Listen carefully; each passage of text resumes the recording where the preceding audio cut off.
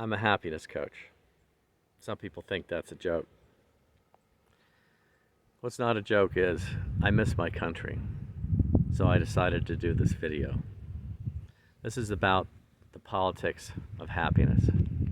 I don't do politics on my happiness podcast because it poisons the mind, but I'm doing this video because it hurts too much to live this way and not say anything.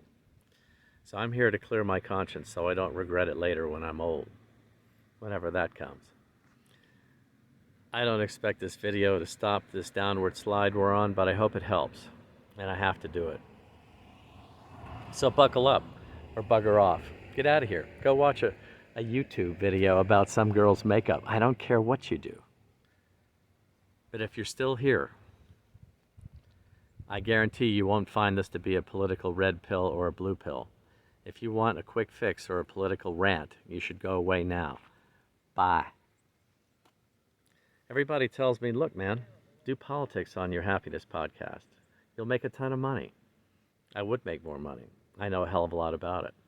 I studied pre-law in college, traveled the world, read many books on politics. The literature of politics, I've written about it since the 80s, and I've taught 15 years of English and history of Western civilization at different universities around the country. But I won't join everybody else in this left and right BS fight. Here's what I found after decades of living with American politics. Politics isn't the problem, we are. Our nasty politics comes from us, from how we see ourselves. There's a sickness in America and everyone knows it.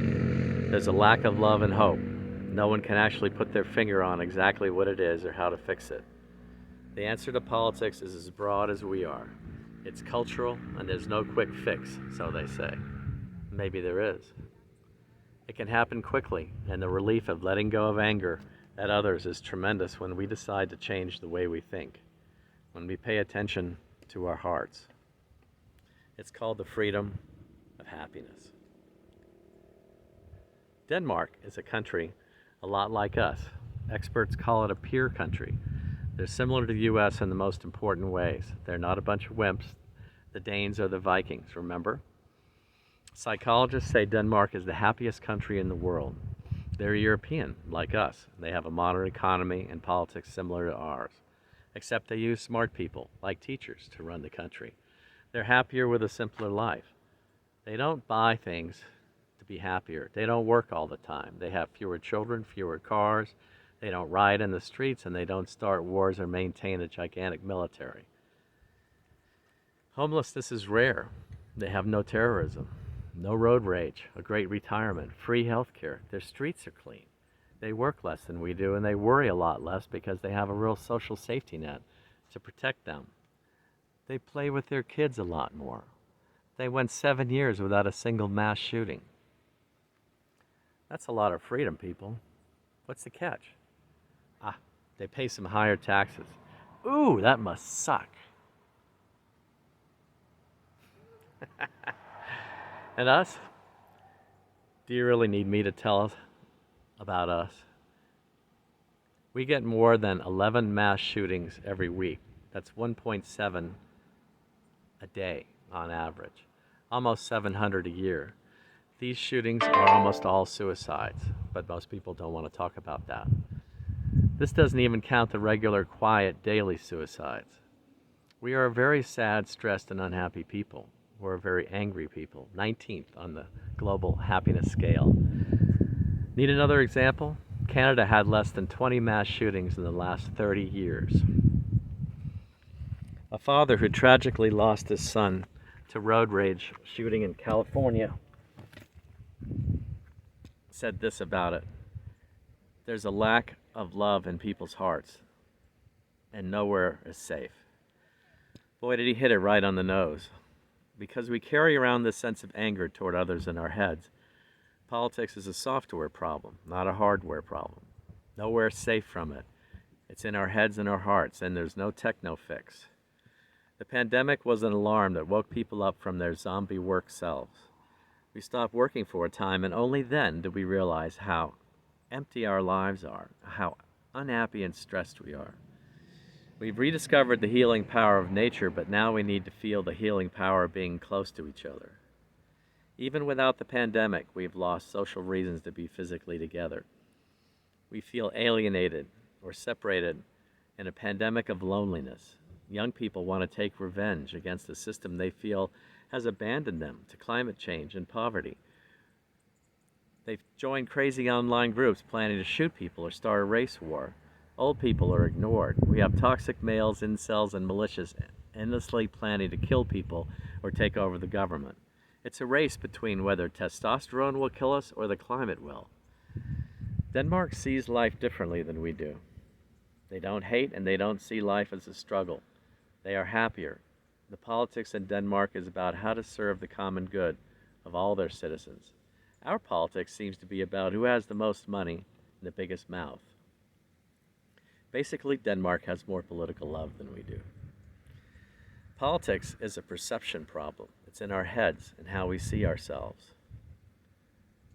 In short, it's a me thing. So, Mr. Freaking Happiness Coach, what is this freedom, happiness, and what do we do? It's peace. It's peace of mind. True freedom is felt inside, a feeling that things will be all right, that we appreciate the people around us, that we feel safe, and so do our children. A feeling in our gut that we don't have to look over our shoulder when we go to a gathering of people. Happiness is about being open-hearted. Freedom of happiness is being able to laugh deeply at simple things like kids being silly, that we can choose to play and not always work. It's a feeling that we're fairly paid for our work and that it has some meaning. That we are not worried all the time about not having enough, about losing our house to medical bills and rapist corporations. Freedom is having time for close, deep friendships, which, by the way, is the biggest driver of human happiness. Freedom is going to the lake or the beach for days, just having downtime for us. It's about being in the present moment and not worried about the future. Freedom of happiness means we do not resist or fear new ideas or fear people different than us.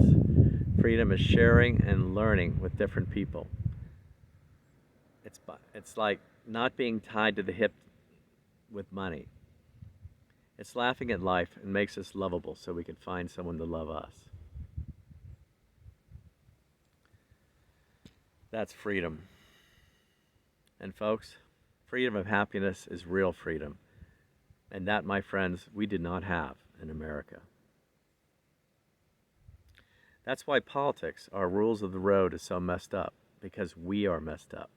So logically, we must change politics from the bottom up, not from top to bottom. We change how we live, how we see life, and the politics will change from that. That's why real change seems an impossible task. It's actually doable, and it can happen fast, and it's better for us as individuals if you approach political change in terms of happiness. Are you ready to stop all this fighting and move on? Because I know I am. I want my country back. So let's do what the Vikings do, people.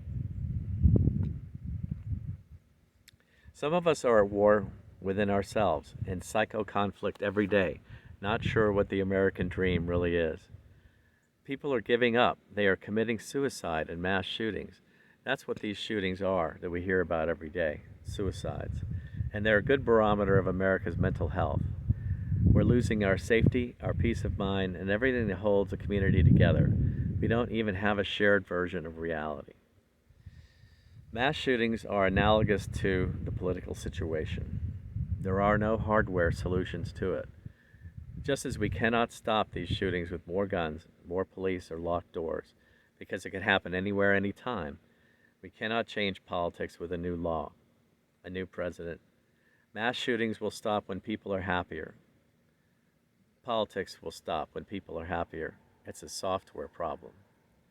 We don't have to have another civil war to ruin us. We're already in one right now.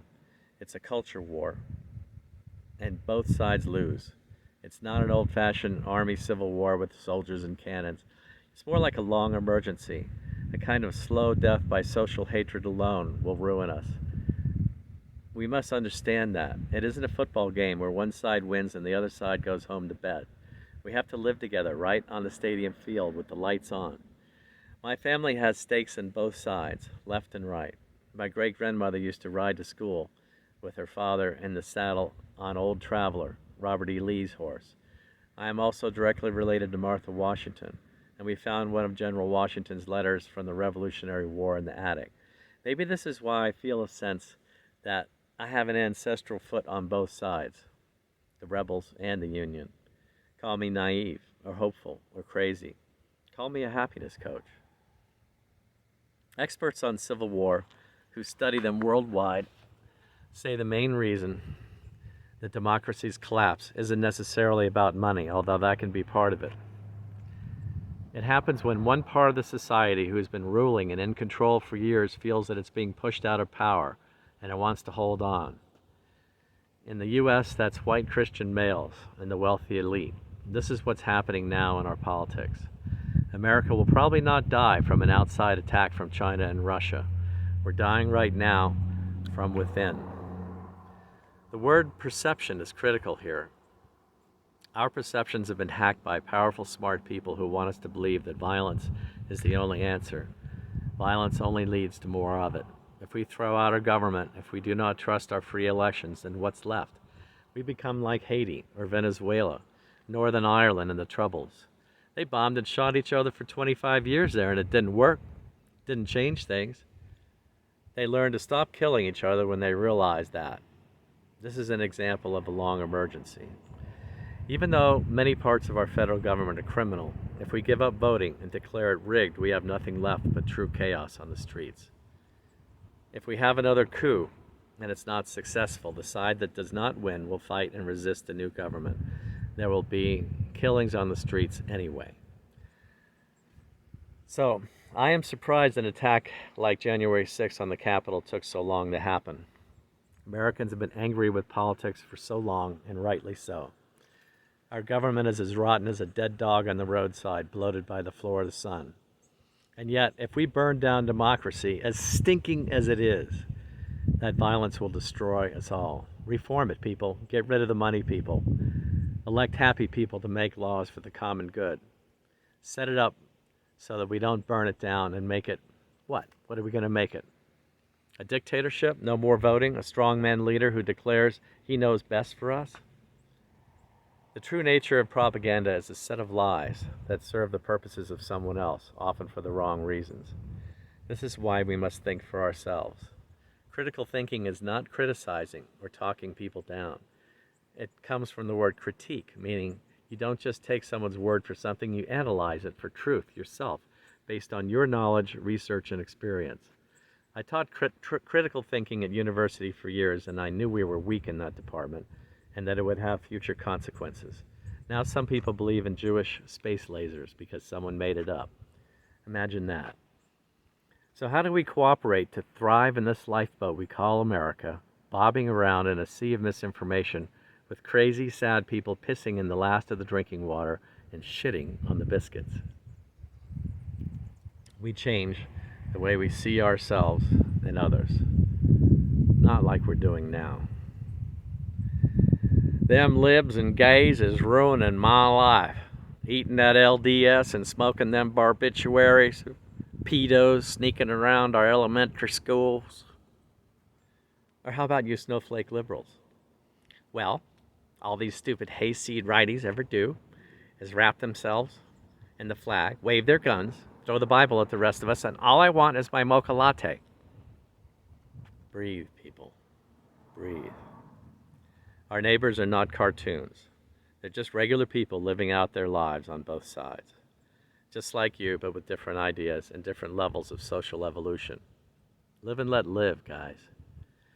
Worship of shiny objects that do not bring us real happiness has brought us our nasty, smash-mouth politics. Money, love of fame, power, conflict, competition, all seem to promise happiness, but they don't. They cause suffering, especially the pursuit of money for its own sake. Take it from a happiness expert who knows plenty of rich people. Most of them are not happy. The outer world of plastic and bling comes before the inner world in America. These kinds of superficial happiness are hurting us. Stop listening to news that is not really news, but entertainment, telling you what you want to hear so they can sell you crap. The customer's always right, like about how bad the other people are. It's not news at all. They're prostituting themselves, selling you conflict and hate. These violence entrepreneurs will not even, don't even believe the fear and lies they tell you, but they make millions selling you a new pillow or antidepressants. Or they sell you a new political leader who promises they'll save you from yourself. The real reason you can't sleep is not your pillow.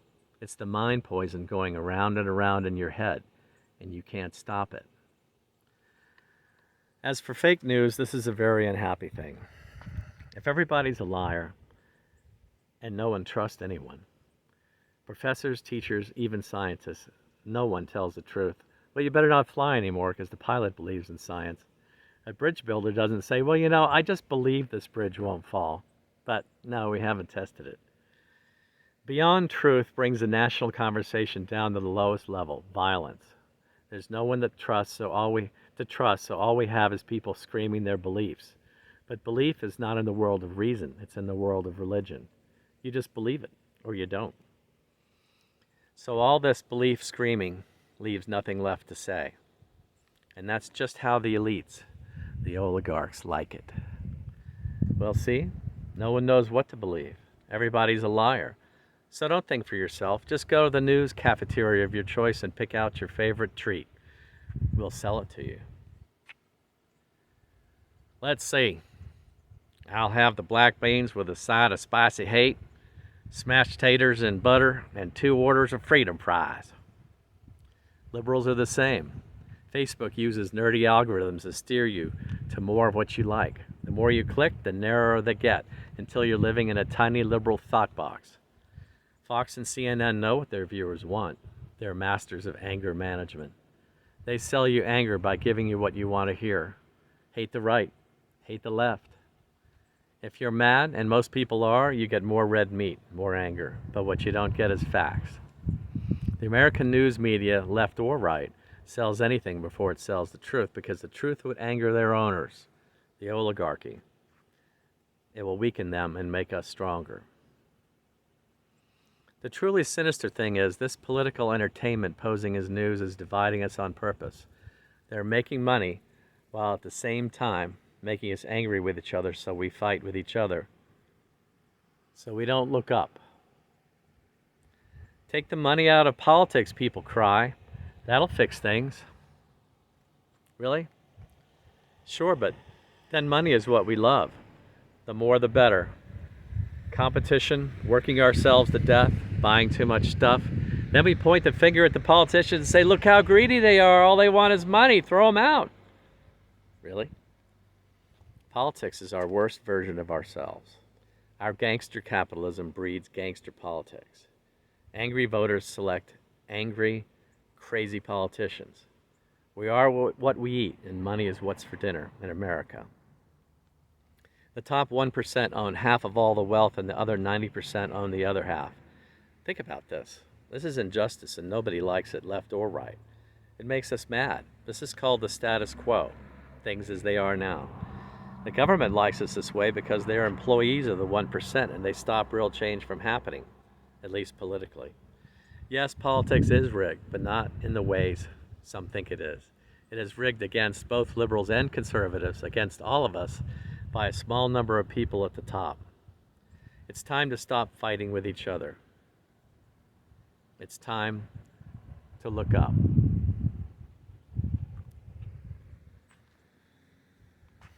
Don't know what an oligarchy is? You don't read, maybe? Pause this video now. Use your smartphone for something smart. Look it up. O-L-I-G-A-R-C-H-Y. Oligarchy. Basically, the billionaires and their employees in the U.S. Senate are protecting their generational wealth, keeping the rest of us poor, enslaving us to low wages, and protecting their bosses who are willing to trash the country to do it. Ever wonder why there's so many dollar stores around? That means more poverty. They want us angry with each other, so we fight with each other, and so we don't look up at them to see what they're doing. I do want to qualify my thesis here as a happiness coach. Money is not everything. Real happiness comes from within. Outside forces like politics can affect our ability to experience happiness, however. And much of our suffering at a certain level comes from these outside forces. Poverty is not fun. Amazon made $11 billion in 2018 but paid no taxes. They exploit their workers, no benefits, crappy working conditions, and they give millions to politicians to keep it that way. These corporate oligarch billionaires own certain critical parts of our government, such as the Senate Majority Leader or the chair of the House Ways and Means Committee. They own certain parts of D.C., but not all the politicians. But they bought enough of them off in certain key positions to stop real change. This is the reason things stay the way they are. It's called the status quo. These ultra-rich want to avoid a revolution like the French when they rolled out the guillotine and aristocratic heads rolled.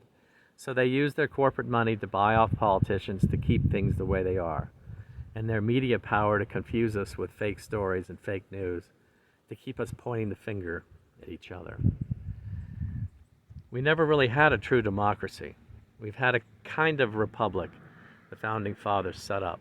Our Senate is like Britain's House of Lords. They wanted to keep the wealthy in control because they were afraid regular little people would ruin the country.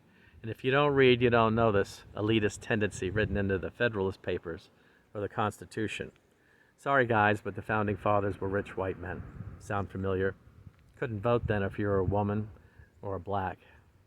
Today our government is not a democracy and it's not even a republic. It doesn't represent the majority anymore. It represents big money, the gangster oligarchy.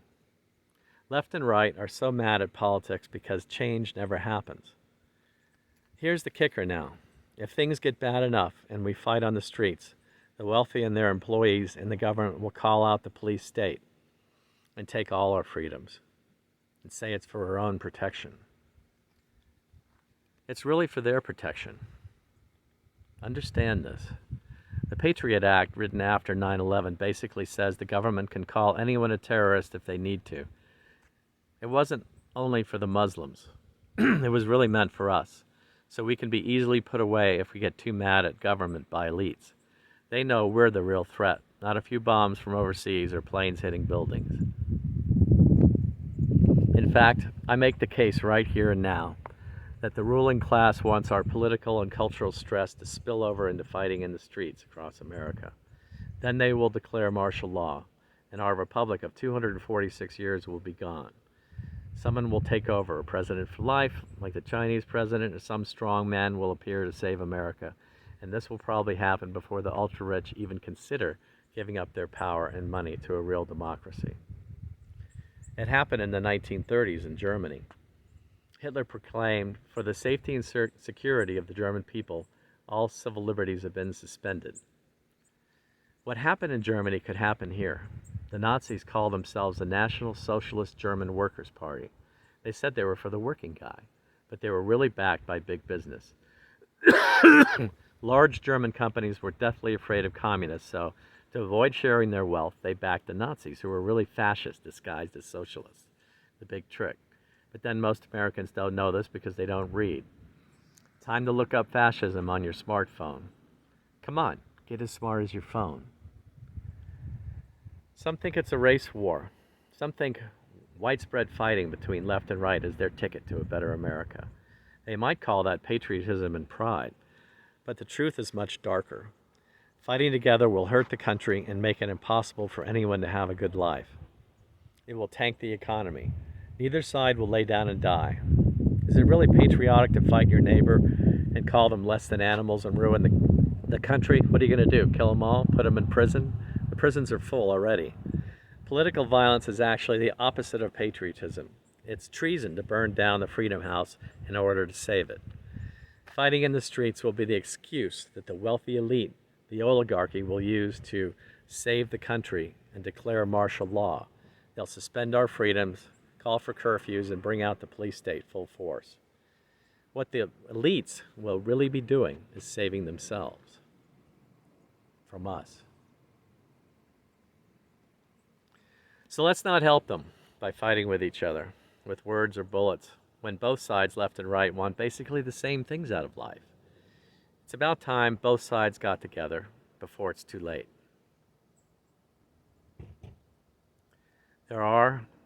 These are the things you must know about American politics. It's not the song and dance you see every day in the news.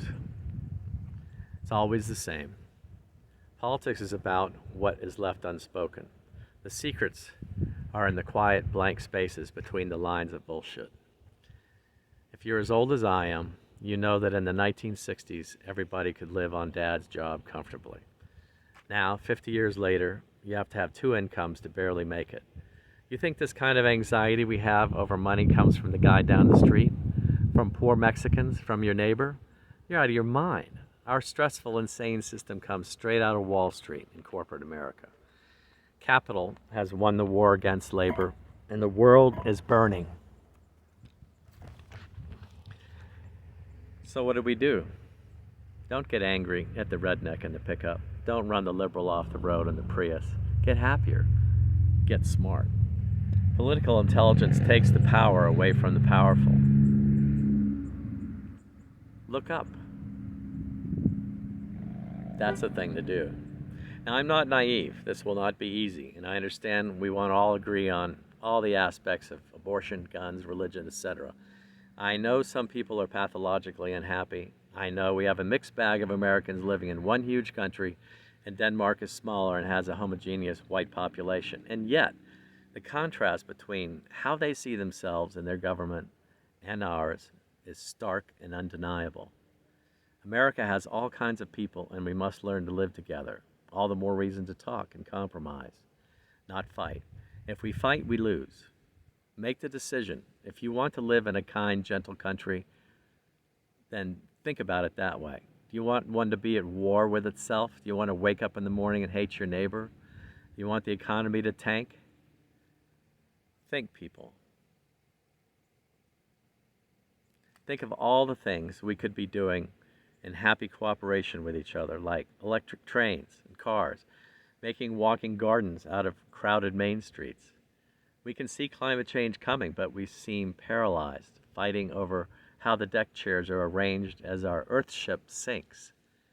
Climate could become the issue that brings us all together because it puts us all in the same lifeboat, or it might be just another division that separates us. It's in our heads. It's our choice. Resistance to reality makes us unhappy.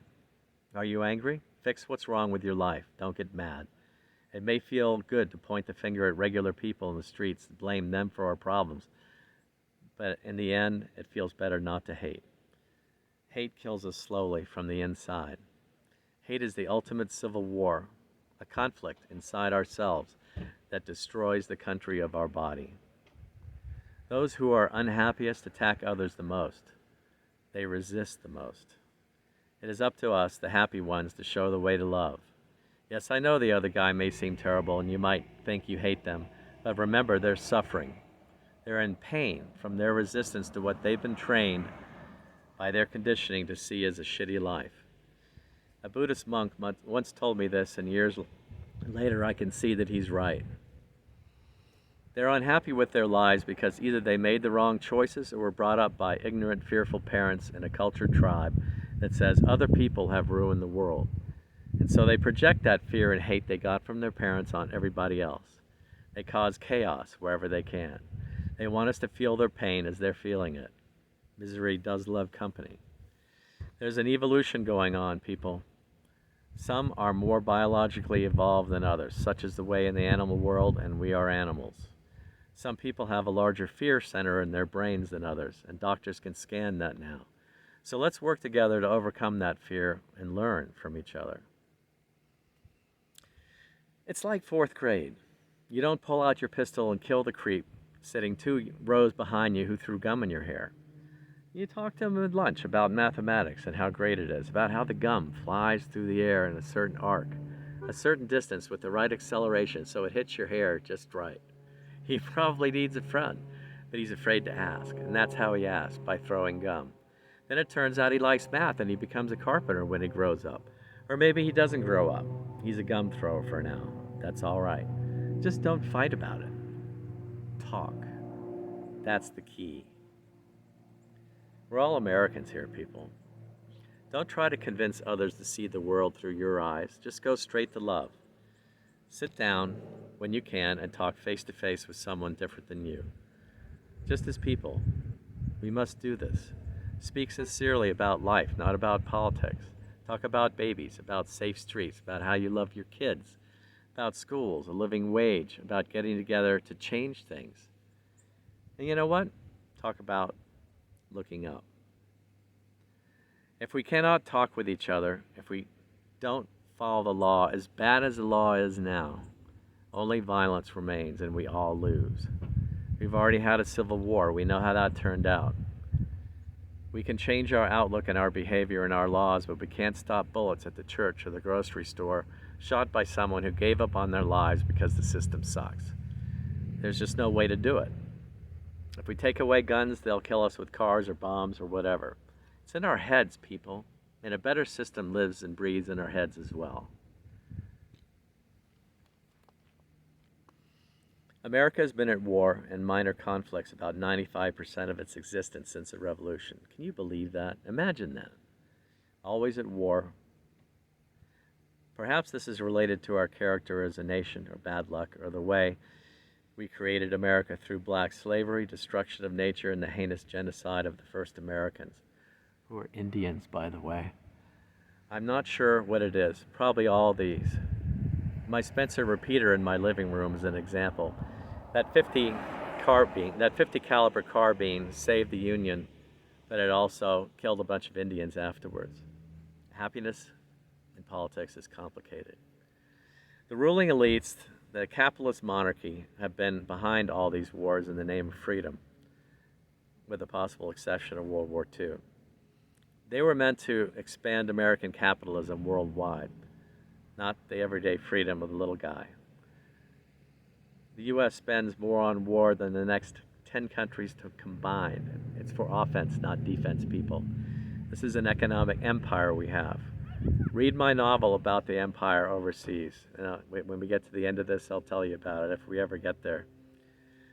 By the way, I'm not against capitalism. I'm against gangster capitalism. Money is a tool, for good or for bad. It's not evil in and of itself. So what do we do about the politics? We must change the way we see ourselves, no less than that. Make the decision to compromise. It's time to stop competing and start sharing. Stop taking advantage of the other guy. Stop fearing different people and start shaking hands. Take care of nature so it takes care of us. Have a beer together and start trusting each other. It's time to love. This is the only way out of this mess. South Africa used Truth and Reconciliation Councils to heal their country after their terrible war with each other between the blacks and the whites. They told the truth to each other and listened to each other in public places, face to face, even though their families had been hacking each other with machetes. In fact, they probably truth told because in the end, killing doesn't work. They reformed the government and started sharing the wealth with the blacks. They had no other choice.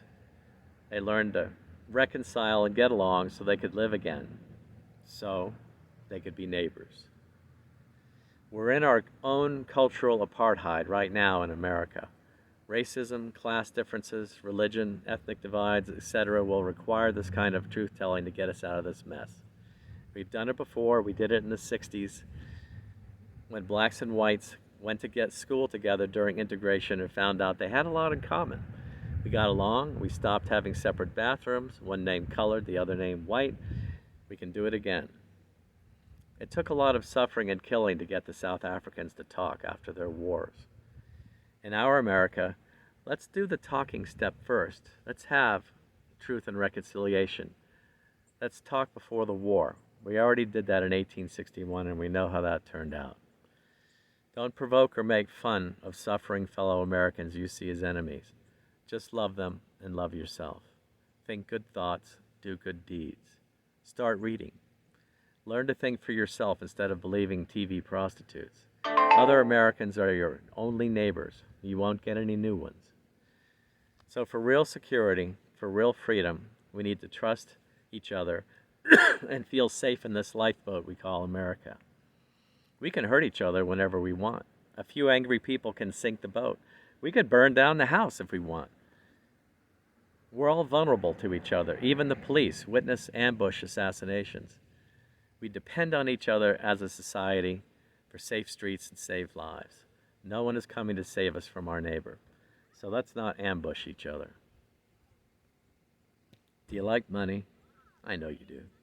If we don't get along, all asset classes, stocks, gold, cash, real estate, and happiness, our most important treasure, will all sink as we fight more and more and descend into greater and greater cultural chaos. Look in the mirror. Start changing yourself. Changing our minds and the minds of those in power is the only way out of all this mess. We need to let the 1% know they cannot control us. We need a government separate from big business. We need a politics for all, not just for a few at the top. If we do this, the politics will sort itself out. Changing voting machines won't do it. Term limits won't do it. Election fraud armies will not do it. New candidates for president will not do it. These are all hardware solutions. If we look at the software solution and change the way we live and our attitudes toward each other, not only will we be safer and more prosperous, we will also feel better. We will have life's greatest currency, happiness. So talk to the Vikings. They know. It's in our heads. It's the only logical explanation why we're so different from Denmark. So, I miss my country and I still love it, and I know you do too. After this 2022 Independence Day, let's celebrate the beginning of real independence. Let's celebrate the freedom of happiness.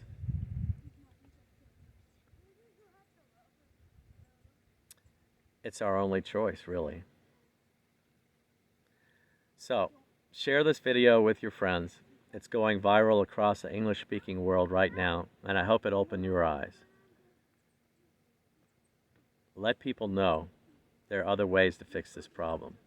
You want to be happier? Listen to my podcast, Happiness Speaks. True stories to inspire joy and the science behind them. Yes, there is a science to happiness. Read my novel, My Father's Empire, An Economic Hitman Goes Rogue.